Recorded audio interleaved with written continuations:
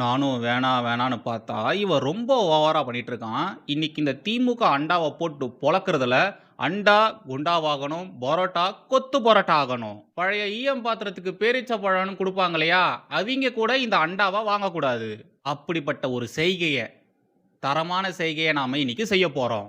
மாரிதாஸ் அண்ணாவால் விரட்டி அடிக்கப்பட்டு, இவனுங்கலாம் திமுகவின் கொத்தடிமைகள் அப்படின்ற மாரி அடையாளம் காணப்பட்ட சீப்பு செந்திலு, ஜீவசகாப்தம், குணா மற்றும் பலர் இவங்களுடைய சுயரூபம் எப்பேற்பட்டது அப்படின்றது இப்ப எல்லாருக்குமே தெரிஞ்சு போச்சு. இப்போ இல்ல, இதுக்கு முன்னாடியே எல்லாருக்குமே தெரிஞ்சது தான். எவன்லாம் அப்பல்லாம் யோகியவான் மாரி பேசிட்டு இருந்தானோ, அவனுங்கலாம் இப்ப என்ன பண்றானுங்க, எங்க உட்கார்ந்துகிட்டு முட்டி தேய முட்டுக்கள் குடுக்குறானுங்க அப்படின்றது தமிழக மக்கள் எல்லாருக்குமே நல்லாவே தெரியும். குணா சன் நியூஸ்ல செட்டில் ஆயிட்டான். ஒரு ஊப்பி ஊடகத்துல வேலை பார்க்கறதுனால நாம அவன பத்தி பேச வேணாம். பேசுறதுல ஒரு பிரயோஜனமும் கிடையாது. ஆனா இந்த திமுக அண்டா பரோட்டா வச்சு சீப்பு செந்திலு, ஜீவசகாப்தம் இவனுங்கலாம் என்ன பண்றானுங்க?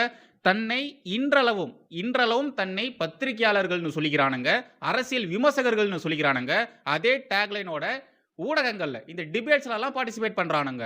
கொஞ்சம் கூட வெக்கம், மானம், சூடு, சொரணை எதுவுமே இல்லாம, கூச்சமே இல்லாம இந்த டேக்லைன போட்டுக்கிட்டு டிபேட்ல உட்கார்ந்து பேசிட்டு இருக்கானுங்க. நான் திமுக சொம்பு கிடையாது. நான் திமுக அண்டான்னு சொல்லிக்கிற இவன் பத்திரிகையாளரா? இவன் அரசியல் விமர்சகரா? திமுகவுக்கு பிரச்சாரம்லாம் பண்ணிக்கிட்டு, திமுகவுக்காக களப்பணிலாம் செஞ்சுக்கிட்டு, ஆபாச இஸ்லாமிய பேச்சாளரான பிஜே அந்த பிஜே எப்பேற்பட்ட அயோக்கிய பையன்னு எல்லாருக்குமே நல்லாவே தெரியும்.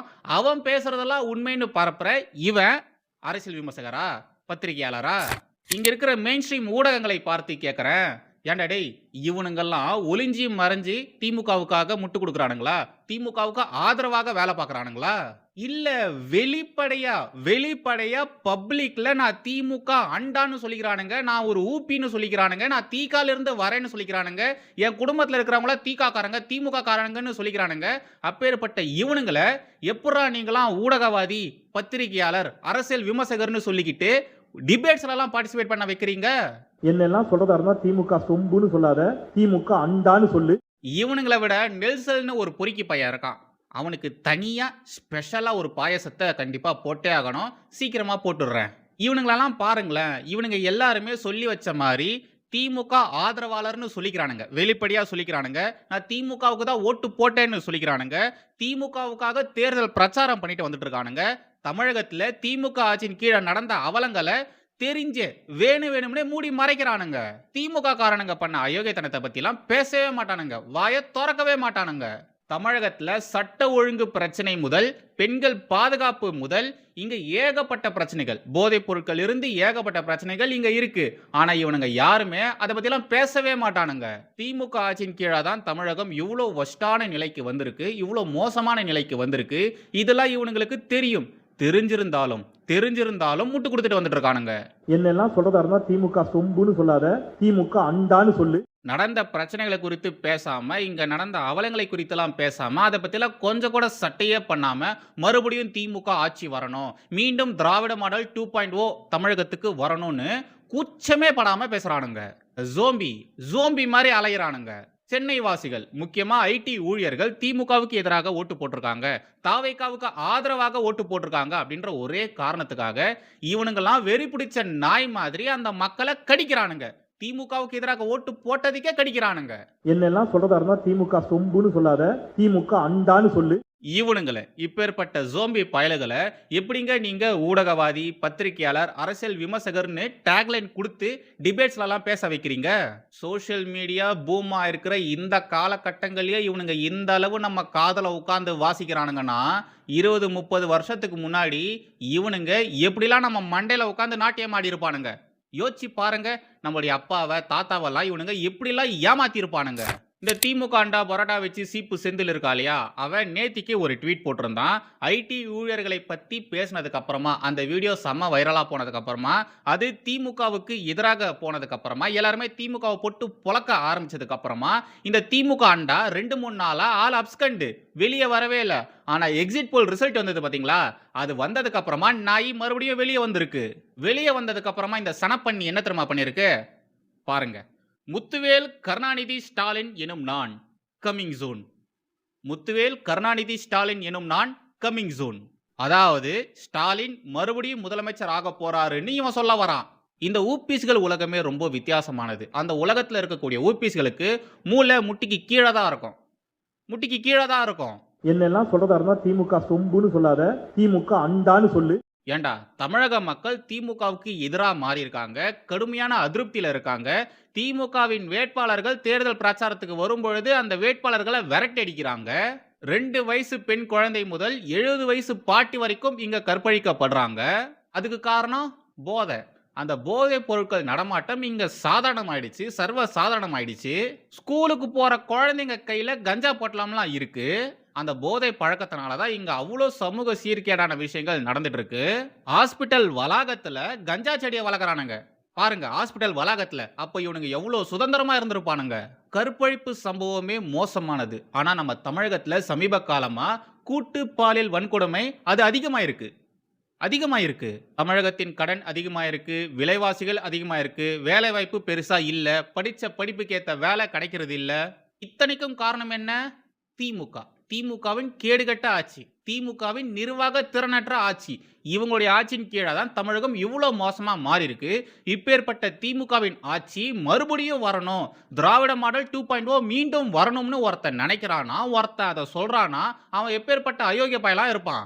ஏய் சீப்பு செந்திலு, அண்டா, திமுக அண்டா, உன்னதான்டா சொல்றேன். நீ எம்மாம் பெரிய அயோக்கிய பயலா இருந்திருந்தேனா, தமிழகத்துல நடந்த அவலங்களை குறித்துலாம் பேசாம, அது குறித்து கேள்விகளை எழுப்பாம, இத மாரி முட்டு குடுத்துட்டு இருப்ப.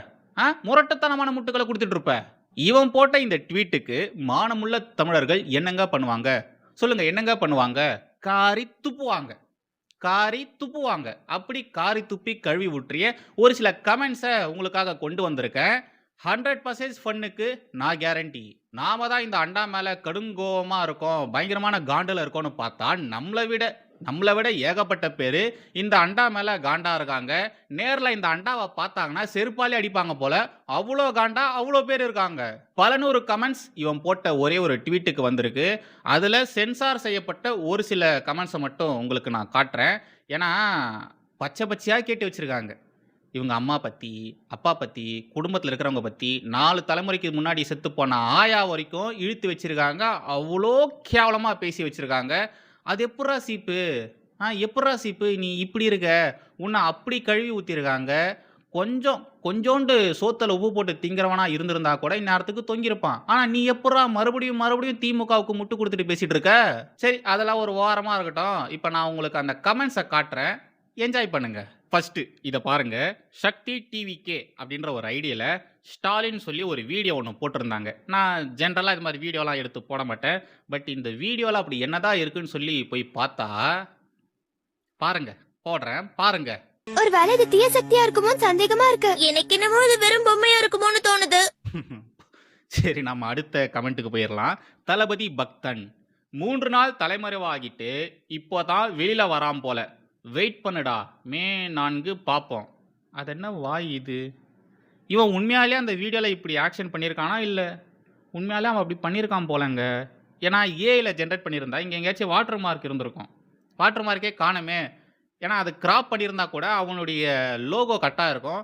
ஸோ இவன் உண்மையாலேயே அந்த வீடியோல இப்பேற்பட்ட ஒரு ஆக்ஷனை பண்ணியிருக்கான் போல. அடுத்து இதை பாருங்க. பாபு பன்னீர் அப்படின்றவர், ப்ரோ இது தான் நான் உங்களை கேட்க வேண்டிய கேள்வி. என்ன கேள்வி? Oh you are a journalist. Which party sir?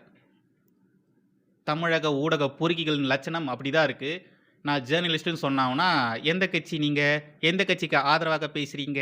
எந்த கட்சிக்கு ஆதரவாக நீங்க செய்திகள் போடுறீங்க? அப்படின்ற ஒரு கேள்வியை கேட்க வேண்டிய சூழ்நிலை உருவாகியிருக்கு. உண்மைதான்.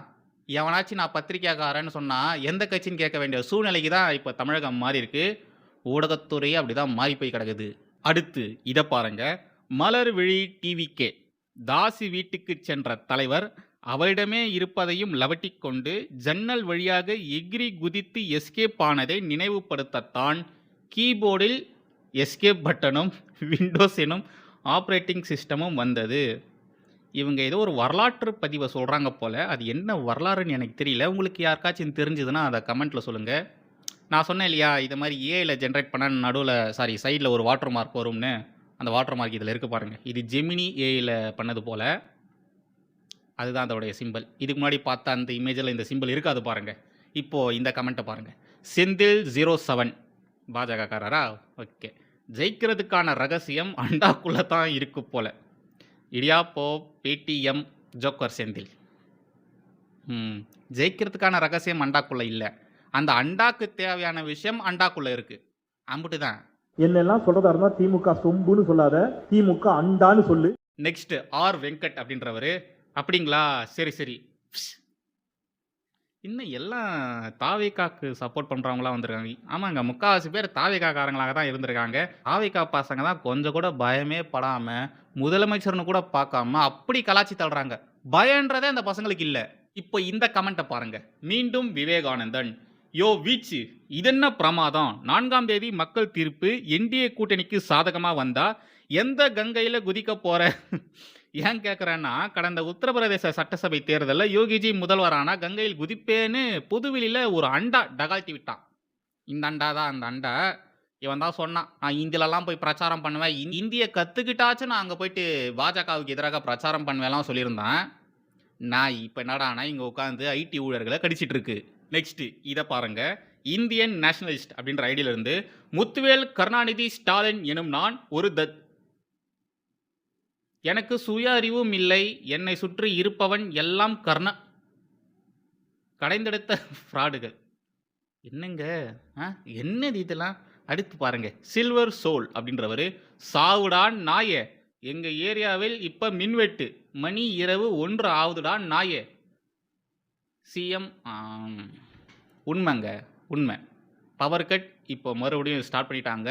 நேத்திக்கு வீடியோவில் சொல்லியிருந்தேன், உண்மையாலே இங்கே நைட்டு 10 மணிலிருந்து 1 மணி வரைக்கும் விட்டு விட்டு விட்டு விட்டு பவர் கட் பண்ணிகிட்டே இருக்காங்க. அதே மாதிரி காலையில் டைமில் 2 மணி நேரம் பவர் கட் பண்ணுறாங்க. 2 ஹவர்ஸ் பவர் கட் பண்ணுறாங்க. இன்னும் கத்திரி ஆரம்பிக்கவே இல்லை. அதுக்குள்ளே எவ்வளோ வெயில் அப்படின்றது எல்லாருக்குமே நல்லாவே தெரியும். பெரியவங்களாக இருக்கிற நம்மளாலேயே வெயிலை தாங்கிக்க முடியல. குழந்தைங்க, அந்த குழந்தைங்க எவ்வளோ கஷ்டப்படும். நான் இருக்கிற ஏரியாவில் நிறைய குட்டி குட்டி குழந்தைங்க இருக்குது. இங்கே அடிக்கடி பவர் கட் பண்ணுறதுனால இங்கே இருக்கிற குழந்தைங்க எப்படி அழுது தெரியுங்களா? ரொம்ப அழுதுங்க. அதுவும் நைட் டைமில் கட் பண்ணுறானுங்க. ஏன் இப்படி பண்ணுறீங்க? அதுவும் பாருங்கள், எலெக்ஷன் முடிஞ்ச மறுநாள் இருந்து பவர் கட் பண்ண ஆரம்பிச்சிருக்காங்க. எலெக்ஷன் முன்னாடி வரைக்கும் பவர் கட் பண்ணவே இல்லை. கரெக்டாக எலெக்ஷன் முடிஞ்சதுக்கு அப்புறமா பவர் கட் பண்ண ஸ்டார்ட் பண்ணியிருக்காங்க. இந்த பவர் கட் பிரச்சனையால தான் திமுக 2 வாட்டி ஆட்சிக்கு வரவே முடியல. இப்போ மறுபடியும் அந்த ஒரு விஷயத்தை இவங்க ஆரம்பிச்சிருக்காங்க. இதெல்லாம் எங்கே போய் முடிய போகுதோ. இப்போ இதை பாருங்க. முரளிதரன் அப்படின்றவர், ஆனால் உன்ன மாதிரி கேவலமான ஒரு ஜென்மத்தை நான் பார்த்ததே இல்லடா. ஏங்க, இவனை விட கேடுகட்ட கேவலமான ஜென்மங்கள் நிறைய பேர் இருக்கானுங்க. ஏதோ இவன் வெளியில் தெரிகிறா அப்படின்றதுனால நம்ம இவனை பற்றி பேசிகிட்டு இருக்கோம். இவனை விட கேடுகட்ட ஜென்மங்கள் நிறைய பேர் இருக்காங்க. நானே நேரில் நிறைய பேரை பார்த்துருக்கேன். மணிப்பூரில் நடந்த அவலங்களுக்கு காரணம் மோடி, அமித்ஷான்னு சொல்லுவாங்க. எனக்கு தெரிஞ்சவங்களை சொல்கிறேன். ஆனால் தமிழகத்தில் நடக்கக்கூடிய அவலங்களுக்கு ஸ்டாலின் காரணம் கிடையாது, திமுக காரணம் கிடையாது. அது ஒரு தனிப்பட்ட நபரால் செய்யப்பட்ட ஒரு கொடூரமான விஷயம் அப்படின்ற மாதிரி சொல்லுவாங்க. எப்படிங்கன்னு கேட்டால் அது அப்படி தானே சொல்கிறாங்க. இதை விட கேவலமாக, சீப்பு சிந்தலை விட கேவலமான ஏகப்பட்ட ஜென்மங்கள் இங்கே இருக்க தான் செய்கிறாங்க. அவங்களுக்கெல்லாம் சமூகத்தை பற்றி அக்கறை கிடையாது, நாட்டின் மீது பற்று கிடையாது. ஆப்ரேஷன் சிந்தூர் டைமில் கூட பார்த்தீங்கன்னா இதெல்லாம் சும்மா பாவலா, மோடி இந்த அவருக்கு சாதகமான ஊடகங்களை வச்சு இப்பேற்பட்ட ஒரு மாய பிம்பத்தை கிரியேட் பண்ணுறாரு, இந்தியாவை விட பாகிஸ்தான் ஸ்ட்ராங்காக தான் இருக்குது அப்படின்ற மாதிரிலாம் பேசிட்டு வரானுங்க. எப்படா இது மாதிரிலாம் பேசுகிறீங்க? நீ பாஜக கூட சப்போர்ட் பண்ண வேண்டாம்டா, அட்லீஸ்ட் இந்த நாட்டுக்கு சப்போர்ட் பண்ணலாம்ல. ஆனால் இங்கே நிறைய பேர் அப்படி தாங்க இருக்காங்க. உண்மையாலே ஐ லவ் பாகிஸ்தான் சுற்றிட்டு இருந்தானுங்களையா, அந்த கோஷ்டிங்க நெரட்டிவ் செட் பண்ணுற கோஷ்டிங்க இல்லை, அதுங்க ஆழ் மனசில் அப்பேற்பட்ட கேடுகட்ட ஈன புத்தி இருக்குது. உண்மையாலே நிறைய பேர் அப்படி இருக்கானுங்க. இப்போ இதை பாருங்க. தன்வீர் அலி அப்படின்றவர், நம் திமுகவின் நம் திமுக ஊபியோட போஸ்ட்டை எடுத்துகிட்டு வந்துட்டோம் போல. சரி, என்ன போட்டிருக்கான்னு பார்ப்போம். நம் திமுகவின் சொந்தங்கள் அத்தனை பேரும் அந்த ஒரு வார்த்தைக்காக வேண்டித்தான் காத்திருக்கிறோம். இன்னும் நம் தலைவர் அந்த ஒரு வார்த்தையை கூறும் பொழுது திமுக சொந்தங்களும் அதை முழு மனதாக ஏற்றுக்கொள்வார்கள். காத்திருக்கிறோம். மீண்டும் நம் தலைவர் வர வேண்டும், வர வேண்டும். வருவார். வெயிட் பண்ணிட்டே இருங்க, கண்டிப்பாக வருவார். அடுத்ததாக சித்தார்த் அப்படின்றவர், முத்துவேல் கருணாநிதி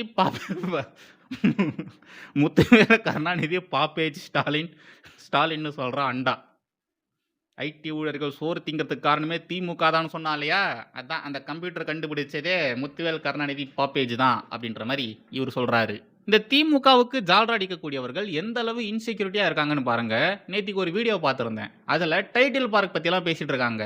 நேற்றுக்கோ முந்தானத்துக்கோ ஒரு வீடியோவில் சொல்லியிருப்பேன், எப்பயோ கட்டின டைட்டில் பார்க்க இப்போ வரைக்கும் பேசிட்டு இருக்கானுங்க. இப்போ வரைக்கும் அந்த டைட்டில் பார்க்க பிடிச்சி தொங்கிட்டு இருக்கானுங்க அப்படின்ற மாதிரி சொல்லியிருந்தேன்.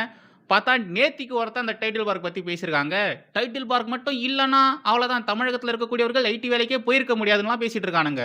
ஏன்டா இப்ப மட்டும் என்ன தமிழகத்துல படிச்ச பசங்க தமிழகத்திலேயே வேலை பார்க்குறாங்க? தமிழகத்திலே ஐடி கம்பெனில வேலை பார்க்குறாங்களா? இல்ல. பெங்களூருக்கு போறாங்க, ஹைதராபாத்துக்கு போறாங்க, பூனேக்கு போறாங்க, வெளிநாடுகளுக்கு போறாங்க. எப்புட்றா இப்படிலாம் உங்களால பேச முடியுது? சரி, டைட்டில் பார்க் அப்புறமா எத்தனை கம்பெனிகள் வந்திருக்கு? இந்த 5 ஆண்டுகள்ல எத்தனை புது கம்பெனிகள திமுக கொண்டு வந்திருக்கு? அந்த டேட்டாவ குடுங்கடா, அந்த டேட்டாவ சொல்லுங்கடா, வெள்ளை அறிக்கைய குடுங்கடா, காட்டுங்கடான்னு கேட்டா, அதெல்லாம் பேச மாட்டாய்ங்க. அத பத்திலாம் வாய் தொறக்க மாட்டாங்க. ஆனா, டைட்டில் பார்க்க வச்சு இப்போ வரைக்கும் பேசிட்டு இருப்பானுங்க. கடைசியாக இத பாருங்க. "என்னத்த சொல்ல" அப்படின்ற ஒரு ஐடியில இருந்து, "டேய் அண்டா, அது மட்டும் நடந்துட்டா, கண்டிப்பா நான் இந்தியாவ விட்டு வெளிய போயிடுறேன்." என்ன மாரி தான் நெறைய பேர் இருக்காங்க போல. நான் இந்தியா விட்டுலாம் வெளிய போமாட்டேன். பட் தமிழகத்த விட்டு வெளில போயிடுவேன். உண்மையாலேயே இது மட்டும் நடந்துடுச்சுன்னா, மறுபடியும் திமுக ஆட்சி வந்துடுச்சுன்னா, இவங்க சொல்ற மாரி தான் நானும் யோசிச்சுட்டு இருந்தேன். என்ன மாரியே நெறைய பேர் பேசியிருக்காங்க. என் ஃப்ரெண்ட்ஸும் அப்படி தான் சொல்லியிருக்காங்க. பார்ப்போம். நாம இங்கேயே இருப்போமா? இல்ல வெளியூருக்கு எங்கேயாச்சும் போவோமா? அப்படின்றத மே 4ஆம் தேதி தான் முடிவு பண்ண முடியும். ஃபைனலி இந்த திமுக அண்டா பரோட்டா வச்சு சீப்பு செந்தில் கடந்த உத்தரப்பிரதேச தேர்தலின் பொழுது, அசெம்பிளி எலெக்ஷன் அங்கே நடக்கும் பொழுது இவன் என்ன சொல்லியிருந்தானா, அதுவும் பப்ளிக் மீட்டிங்கில் என்ன சொல்லியிருந்தானா, பாஜக மட்டும் இந்த முறை வின் பண்ணிட்டாங்கன்னா, அவங்க மறுபடியும் உத்தரப்பிரதேசத்தில் ஆட்சிக்கு வந்துட்டாங்கன்னா, நான் கங்கையில் விழுந்து சாகுறேன்னு சொல்லியிருந்தான். ஓகேங்களா? அவன் சொன்னதுக்கு அப்புறமா பாஜக அந்த தேர்தலில் வின் பண்ணிட்டாங்க. 2வது முறையாக யோகிஜி அங்கே முதலமைச்சர் ஆனார். ஆனால் இப்போ வரைக்கும் இந்த சனப்பண்ணி சாகவே இல்லை. இல்லை, சவால் விட்டா அந்த சவாலை யாருங்க கீப் அப் பண்ணுவா? யாரு கீப் அப் பண்ணுவா? சோறு திங்கிறவங்க. டே திமுகண்டா பரோட்டா வச்சு சீப்பு சிந்தில் சோறு சோறு சோறு திங்கிறவங்க விட்ட சவாலை கீப் அப் பண்ணுவாங்க. சோத்துல உப்பு போட்டு திங்கிறவங்க விட்ட சவாலை கீப் அப் பண்ணுவாங்க. ஆனா நம்ம திமுகண்டா பரோட்டா வச்சு சீப்பு சிந்தில் சோறா திங்கிறான். அப்படி சோறு தின்னாலும் அந்த சோத்துல உப்பு போட்டா திங்கிறான் இல்லையே. அறிவாலயம்ல போடுற எலும்பு துண்டுகளை பொறுக்கி திங்கிற இவன் எப்படிங்க விட்ட சவால்லாம் கீப் அப் பண்ணுவான்? அப்படி இல்லைன்னா வெக்கம், மானம், சூடு, சொரணை, கூச்சம், நாச்சம் இதெல்லாம் இருக்கிறவன் விட்ட சவாலை கீப் அப் பண்ணுவான். ஒழுக்கமான குடும்பத்துல பிறந்தவன் விட்ட சவாலை கீப் அப் பண்ணுவான். ஆனா இப்ப சொன்ன விஷயங்கள்னா என்னன்னே தெரியாத, அப்படின்னா என்னன்னு கேட்குற, அது எந்த கடையில விற்கும், கிலோ எவ்வளோன்னு கேட்குற திமுகண்டா பரோட்டா வச்சு சீப்பு செந்தில் எப்படிங்க விட்ட சவாலை கீப் அப் பண்ணுவான்? திமுக இந்த சட்டமன்ற தேர்தலில் தோத்துட்டாங்கன்னா திமுக தலைவர்கள் கூட அந்த அளவு வருத்தப்பட மாட்டாங்க. அடுத்த தேர்தலுக்கு என்ன பண்ணணும், எப்படி நம்மளுடைய ஸ்ட்ராட்டஜியை சேஞ்ச் பண்ணணும், எப்படி நாம கடுமையாக உழைக்கணும்னு திமுக தலைவர்கள் போயிடுவாங்க. அவங்க அடுத்த கட்ட வேலைகளை பார்க்கறதுக்கு போயிடுவாங்க. எதிர்க்கட்சியாக இருக்கும்பொழுது நம்ம எப்படி திறம்பட செயல்படணும்னுட்டு அவங்க போயிடுவாங்க. ஆனால் திமுக இந்த தேர்தலில் தோத்துட்டா திமுக தலைவர்களை விட கடும் துயரத்துக்கு ஆளாக போறது இந்த திமுக அண்டா பரோட்டா வச்சு சீப்பு செந்தில் மாதிரி இருக்கக்கூடிய பொறுக்கி பயலக தான். வாட் எவர், திமுக இந்த தேர்தலில் தோத்துட்டா என்ன மாதிரி இருக்கக்கூடிய கண்டென்ட் கிரியேட்டர்ஸ்க்கு, யூடியூபர்ஸுக்கு தினம் கண்டென்ட்டுகளை வாரி வழங்குவதற்கு இவனை மாதிரி ஏகப்பட்ட பயலக இருக்கானுங்க. அது போதும். நமக்கு கண்டென்ட் கடவுள்களாக சீப்பு செந்தில், ஜீவ சகாப்தம், அப்புறம் யாரு, ஜேம்ஸ் வசந்த், நெல்சன்னு, மங்குனி மாதேஷ், இவனுங்களை மாதிரி தற்கொலை கோஷ்டி ஏகப்பட்டது இருக்குது. இவனுங்களே போதுங்க. இவனுங்க போதும். இவனுங்களை வச்சு நம்ம வீடியோ பண்ணிட்டு போயிட்டே இருக்கலாம். அப்போல்லாம் இவனுங்களை வச்சு தான் நான் நிறைய கண்டென்ட்டுகள் பண்ணிட்டு இருந்தேன். இவனுங்களால தான் நான் இந்த அளவு வளர்ந்துருக்கிறவங்க கூட. அப்போல்லாம் எனக்கு பெருசாக விஷயமே தெரியாது. இவனுங்க எதுக்கு இப்படி பண்ணுறானுங்க, எதுக்கு பேசுகிறானுங்க, ஏன் திமுகவுக்கு முட்டு கொடுக்குறானுங்க அப்படின்றதெல்லாம் அப்போல்லாம் எனக்கு பெருசாக தெரியாது. அந்த அளவு எனக்கு நாலேஜ் கிடையாது, மெச்சூரிட்டி இல்லை. பட் இப்போ ஓரளவு விஷயம் தெரிஞ்சிருக்கு, ஓரளவு மெச்சூரிட்டி வளர்ந்துருக்கு. என்ன நடக்குது, எவன் எதுக்காக இப்படிலாம் பண்ணிட்டு இருக்கா அப்படின்றது ஓரளவு விஷயம் புரிஞ்சிருக்கு. இதுக்கப்புறமா நம்ம சும்மா இருப்போமா? தெரியாத நேரத்திலேயே, நாலேஜ் இல்லாத, மெச்சூரிட்டி இல்லாத அந்த நேரத்திலே நாம் இவனுங்களை போட்டு அந்த அளவு வச்சு செஞ்சுட்டு இருந்தோம். இப்போ கொஞ்சமாச்சு எனக்கு நாலேஜ் வளர்ந்துருக்கு. ஐ திங்க் ஸோ, கொஞ்சமாச்சு வளர்ந்துருக்குன்னு நினைக்கிறேன். மெச்சூரிட்டி ஆயிருக்கேன்னு நினைக்கிறேன். இப்போ இவனை சும்மா விட்டுருவோமா? இவனை மாதிரி கொத்தடிமைகளை சும்மா விட்டுருவோமா? நெவர். இதுக்கப்புறம் இவனுங்களை கலாய்க்கிறது மட்டும் இல்லாமல் அந்த கலாய்க்கிற வீடியோவில் இன்ஃபோவும் இருக்கும், இன்ஃபர்மேஷனும் இருக்கும். இதுக்கப்புறம் பார்க்க போகிற வீடியோஸ் எல்லாமே அப்படி தான் இருக்கும். நான் முன்கூட்டியே சொல்லிக்கிறேன். வந்தே